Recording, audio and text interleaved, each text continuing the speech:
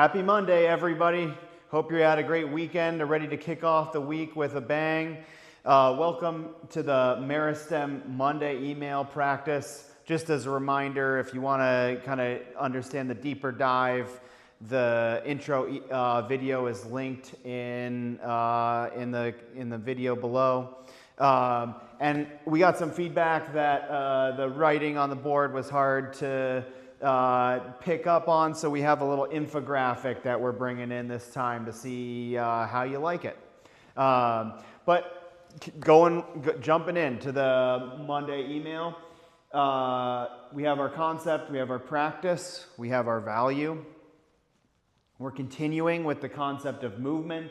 As a reminder, the definition that we're working with: anytime my posture shifts, my emotions change, and my thoughts progress. So that's the wide kind of definition of movement we're working with. And this week, we're looking at it through a lens of exploring what is the substance of movement. If movement had an existence, what would it be?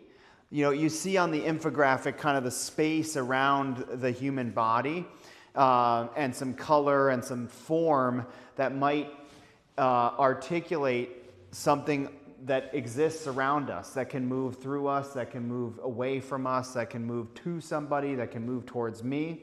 And so we want to explore the possible existence of the substance of movement this week.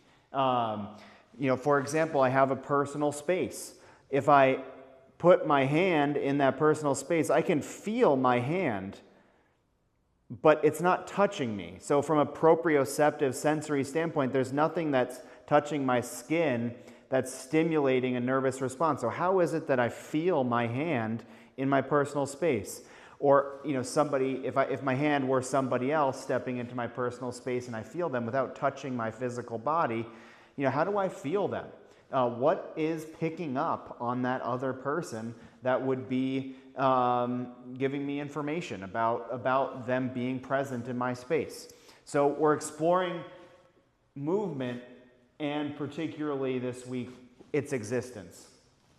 So the practice is research, and just as a reminder, research is really getting curious, inquisitive, diving into looking at things from a bunch of different angles, and in this case, the substance of movement. See what you can discover about the substance of movement.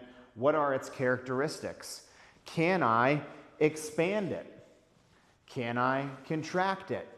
Can I grow it up? Can I grow it down? Can I make it small? Can I make it big? So using your imagination, explore if the substance of movement existed, how could I use it, move it, explain it, explore it, manipulate it in some way toward one end or another? Maybe do a little research. There's a lot of philosophies out there that says we have energy around us. Is movement, the substance of movement, the energy that's around us? What do people call that?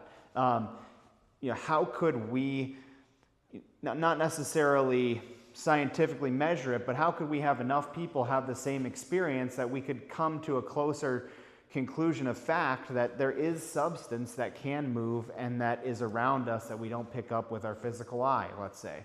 And so the practice for this week is just get really curious, explore and research movement from as many ways and the substance of movement from as many angles as possible. The value for this week is I communicate, communication. So just as a reminder, the value is I'm committing to communicate when something's frustrating, when something is done well, when something makes me happy, when something's not working out. I'm committing as a value to letting people know where I stand, where they stand as a practice. In this particular lens, we're experimenting with the substance of movement in your communication. Does it make a difference if I move differently when I communicate? So the hypothesis would be that movement substance exists, and then when I communicate, can I move that substance to create more effective communication? What happens if I imagine my heart and substance flowing towards the person that I'm communicating, and then I say hello, or how are you doing today? What if I imagine that that substance comes back towards me, and I'm communicating, and it doesn't actually go towards them, it goes towards me? Can I communicate with somebody effectively if I haven't connected with them, or if I'm only connecting with myself? Explore that. Does somebody hear me if I get bigger? Does somebody hear me if my movement gets smaller? What happens? What's the natural effect? Can I be small and big at the same time?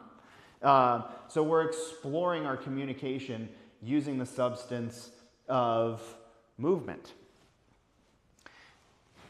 Just as a final recap, so you have in the infographic, you have step 1, we're exploring the substance. So the space, the stuff that moves around us and through us and in us, and can shift us. Conceptually, try to just imagine that. Can that be real for you as a living thing, as an existence, as a fact? You're just working in your imagination and your thinking right now. Then take it to your practice and research. Like, can I move something forward or back? Can I make my personal space bigger or smaller? Can I feel like I bring my space all the way down? Can I bring my space all the way up? What is that? What is that substance? Can I bring that? Like, sometimes it's fun to think about it like water. So you're surrounded by, let's say a bubble of water, and water has a certain ebb and flow and quality. Can I move that water around me in a different way? And finally, communication.